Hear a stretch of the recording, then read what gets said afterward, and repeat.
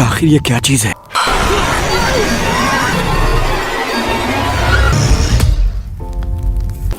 Oh shit.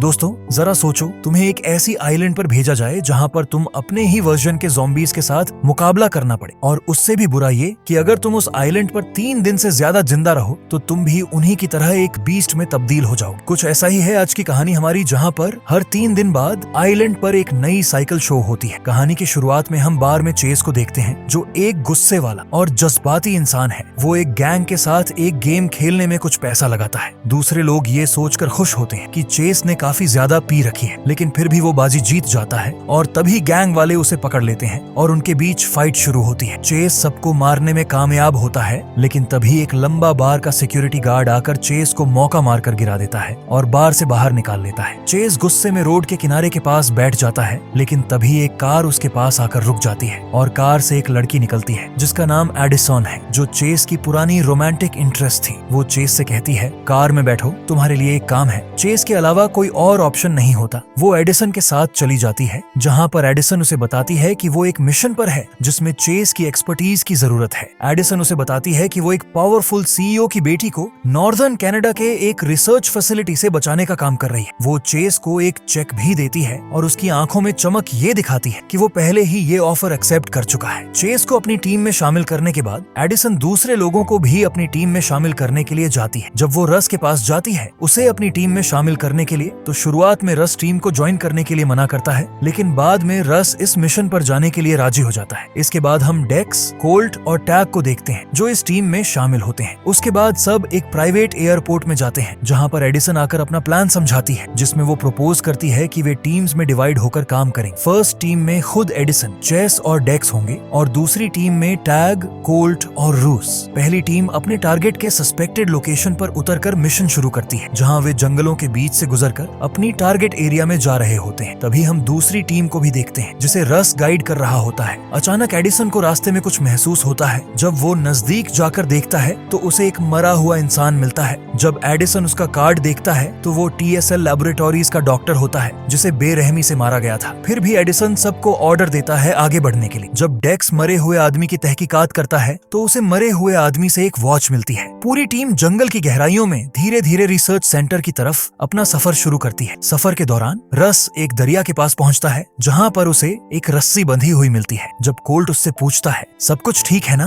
तो रस को कुछ अजीब चीजें देखने लगती हैं। उसे ऐसा महसूस होता है जैसे वो पहले कभी यहाँ आ चुकी है, या फिर वो ऐसी बातें जानता है जो दूसरे मेंबर्स को नहीं पता। एडिसन और उसकी टीम, जो अब तक बहुत से खूनी दरियाफ्तों से गुजर चुकी थी, अपने सफर को जारी रखती है, जहाँ उन्हें जंगल में एक कैंप मिलता है। और बुरी बात यह है कि उन्हें काफी बेरहमी से मारे हुए वैज्ञानिकों और लैब कर्मचारियों के शव मिलते हैं। जब वो कैंप के अंदर जाते हैं, अंदर भी उन्हें एक मरा हुआ इंसान मिलता है, जिसका पूरा चेहरा की चमड़ी निकाल दी गई थी। यह बात और ज्यादा रहस्यमय हो जाती है जब यह जानकारी मिलती है कि कुछ पीड़ितों ने एक ही तरह की घड़ी पहनी हुई थी, जो डेक्स को पहले एक मरे हुए आदमी से मिली थी। एडिसन रेडियो पर सिग्नल भेजने की कोशिश करता है, लेकिन उसे कोई जवाब नहीं मिलता, जिससे और भी प्रमाण मिलते हैं और यह साफ हो रहा था कि कुछ सच में अलौकिक घटनाएं घट रही थी। उसके बाद हम प्लेन में बैठे पायलट को देखते हैं, जो काफी दूर जाकर सबका इंतजार कर रहा होता है। जब वह टीम से संपर्क करने की कोशिश करता है तो उसे कोई जवाब नहीं मिलता और वह बाहर जाकर ताजा होने लगता है। लेकिन अचानक वह एक आदमी को देखता है जो जख्मी हालत में होता है और जल्द ही जमीन पर गिर जाता है। जब पायलट दूर जाकर प्लेन से अपनी गन उठाने जाता है और वापस आकर देखता है तो उस आदमी के पास वही गन रखी होती है जो पहले देखी गई थी। इससे पहले कि वह कुछ सोच पाता, तभी वहाँ एक भयानक जानवर आ जाता है और पायलट पर हमला करता है, जिससे पायलट वहीं पर मर जाता है। उस जानवर का इरादा प्लेन को लेकर वहाँ से भागने का होता है, लेकिन प्लेन हवा में क्रैश हो जाता है। ऐसा लगता है कि वह किसी चीज से टकरा गया हो। जब रस की टीम अपना सफर जारी रखे हुए होती है, तब उन्हें जंगल में कुछ दिखाई देता है, तो वे दौड़कर वहां जाते हैं और उन्हें प्लेन क्रैश हुआ मिलता है। वे यह उम्मीद करते हैं कि शायद पायलट बच गया होगा, क्योंकि उन्हें कोई लाश वहां नहीं मिलती। दूसरी तरफ जब एडिसन की टीम ने अपना हौसला बरकरार रखा था और अपने हथियारों के सुरक्षा मोड को डिसेबल कर दिया था ताकि वे जंगल के अंदर छिपे हुए खतरों से बच सकें, तभी डेक्स को जंगल में कुछ हलचल महसूस होती है और वह चेस को तैयार करता है। दोनों जब नजदीक जाकर देखने लगते हैं तो एक आदमी हाथ उठाकर कहता है, गोलियां मत चलाओ, और वह अपना नाम डॉक्टर है। गैरेथ यंग बताता है, जो एक रिसर्च वैज्ञानिक है। एडिसन डॉक्टर यंग से स्टेसी कॉलहेगन के बारे में पूछती है और वह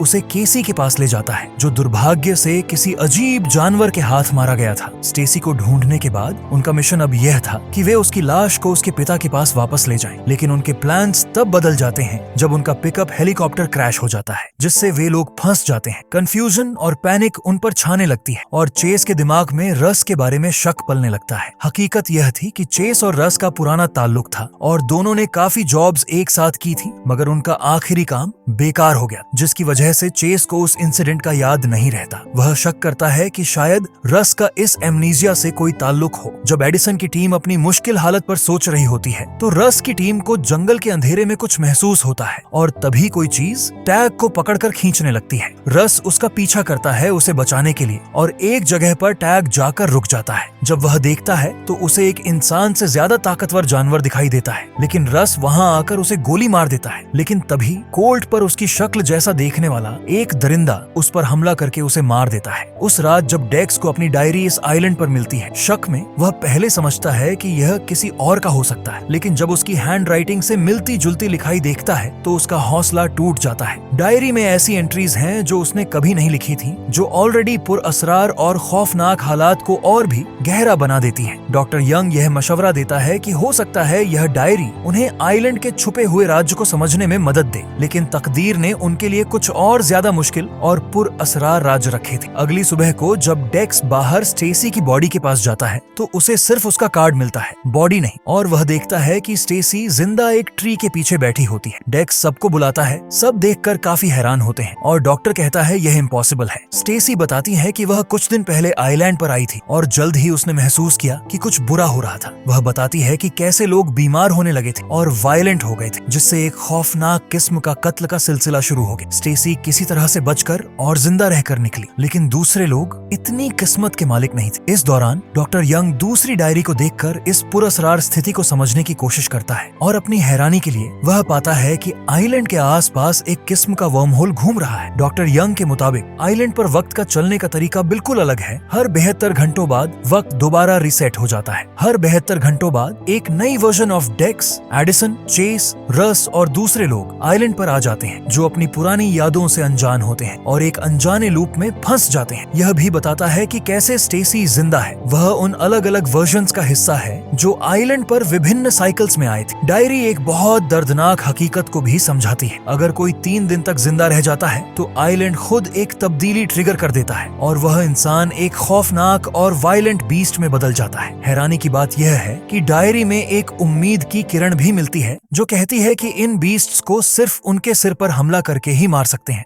तभी रस और टैग इस उम्मीद से आगे बढ़ते हैं कि शायद कोल्ट आगे लड़की को ढूंढने के लिए गया होगा, लेकिन वे भी एक कैंप तक पहुंच जाते हैं जहां पर एडिसन की टीम पहले पहुंच चुकी थी। रस कांटेक्ट करने की कोशिश करता है और एडिसन से बात करके बताता है कि कैंप में उन्हें कोई नहीं मिला और वह यह भी पूछता है कि चेस कैसा है। एडिसन बताती है वह ठीक है और रस कहता है कि हम उसी तरफ आएंगे, तब तक अपना ख्याल रखना सब। उसके बाद चलते चलते हालात और भी खतरनाक हो जाते हैं जब उनके अपने ऑल्टरनेट वर्जन्स उन पर बिना शर्म किए हमला करते हैं। लेकिन जब डेक्स अपनी ऑल्टरनेट वर्जन से बच रहा होता है तो स्टेसी से कहती है कि भाग जाओ। दूसरी तरफ रस और टैग अपनी कई वर्जन्स के साथ लड़कर अपने आप को डिफीट करने की कोशिश कर रहे होते हैं, लेकिन फिर भी रस को चोट लग जाती है अपने आप को बचाते हुए। दूसरी तरफ एडिसन और चेस जब कैंप से बाहर जाकर देखते हैं तो उन्हें अपने वर्जन्स मिलता है, जिससे देखकर वो दोनों काफी हैरान होते हैं और उन्हें मारना शुरू कर देते हैं। इसी दौरान डेक्स अपनी ऑल्टरनेट वर्जन्स को मारकर स्टेसी को बचाने जाता है और स्टेसी की ऑल्टरनेट वर्जन के भी सिर में गोली मारता है, जिससे वे दोनों जिंदा बच जाते हैं। लेकिन और भी बुरा यह होता है जब स्टेसी भी उसी तकदीर का शिकार हो जाती है, एक वायलेंट बीस्ट में तब्दील हो जाती है और दुख भरी बात यह है कि वह डेक्स को मार डालती है, जो यह साबित करता है कि वह आइलैंड पर 3 दिन से है। लेकिन चेस आकर उसके सिर में गोली मार देता है और उनके हालत की खतरनाक नेचर और ज्यादा स्पष्ट हो जाती है और ग्रुप के सर्वाइविंग मेंबर्स को आइलैंड के हॉरर्स का सामना करते हुए इस मकाब्र साइकिल को तोड़ने की कोशिश करनी पड़ती है। अचानक घटने वाले एक तारीख मोड़ पर रस और टैग एक एक्सटर्नल पार्टी से राब्ता करते हैं और जानकारी मिलती है कि आइलैंड की सेल्फ डिस्ट्रक्शन सीक्वेंस 12 घंटे में शुरू हो रही है। जब वे अपनी आखिरी ओर बढ़ रहे होते हैं, रस अपने छुपाए हुए राज को जोरदार हिम्मत के साथ खोल देता है। रस बताता है कि यह पहली बार नहीं है जब वह आइलैंड पर आया है। कुछ साल पहले वह एक ऐसे ही रेस्क्यू मिशन का हिस्सा बना था। चेस भी उस मिशन का हिस्सा था। उन्होंने किसी तरह से उस मुसीबत का सामना किया और जिंदा बच गए, लेकिन चेस अपनी यादों को खो बैठा। रस ने अपने आप को इस दर्दनाक तजर्बे को दोबारा सहने का फैसला किया था ताकि वह साइकिल तोड़ सके और आइलैंड के छुपे हुए राज का पता लगा सके। उसका यह भी मानना था कि केसी का आइलैंड से जो ताल्लुक है वह उनकी मुश्किलों का हल हो सकता है और उसे बचाना उनके लिए इस दर्द को खत्म करने का रास्ता हो सकता है। वक्त अब उनके हाथ से निकल रहा था और टीम को पूरी तरह से यह एहसास हो गया था कि उनके पास सिर्फ 12 घंटे हैं। टैग लेकिन इस मुश्किल स्थिति में भी उम्मीद की किरण देख रहा था। वह यह मशवरा देता है कि आइलैंड का डेटोनेशन शायद फोर्स फील्ड को तोड़ दे, जिससे उन्हें भागने का मौका मिल सकता है। वक्त की तेजी से बढ़ती हुई घड़ी के साथ उनके पास एक अहम फैसला करने का वक्त था, जो या तो उन्हें आजादी दे सकता था या उनकी तकदीर को इस रहस्यमयी आइलैंड पर बंद कर सकता था। जब पहली किरण आइलैंड को रोशन कर रही होती है, एडिसन, चेस, रस और उनकी टीम अपने आखिरी सफर का आगाज करती है। एडिसन, चेस और डॉक्टर यंग बोट तक पहुंचते हैं और रस और टैग का इंतजार करते हैं। इस दौरान रस और टैग अपने ही वायलेंट वर्जन्स के साथ जोरदार जंग करते हैं। जब उनके गोलियां खत्म हो जाती हैं, तब टैग की वर्जन टैग मार हमला करता है और उसे जख्मी कर देता है। जख्मी हालत में टैग अपनी जान खो देता है, लेकिन रस, जो अपनी दोस्तों को मरते देखकर अपना हौसला खो चुका था,